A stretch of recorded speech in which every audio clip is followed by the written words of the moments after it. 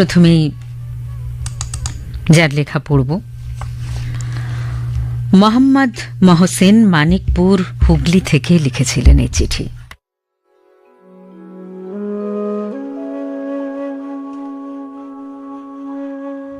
সকাল সাথী প্রাত্যহিকী, মিথ্যে কথা বলি শাস্তির ভয়ে, ভালোবাসার দায়ে, মান ভাঙাতে, ঘর সংসার বাঁচাতে।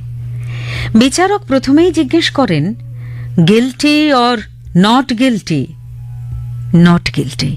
এই মিথ্যে কথাটি না বললে কি উকিল, মোক্তার, হাকিম, আদালত চলত? মিথ্যে কথাকে ভিত্তি করেই ডক্টর পল জোসেফ গোয়েবেলস তুমুল জনপ্রিয় করে তোলে হিটলারের বিদ্বেষ নীতিকে। নির্দোষ মিথ্যাগুলি কিন্তু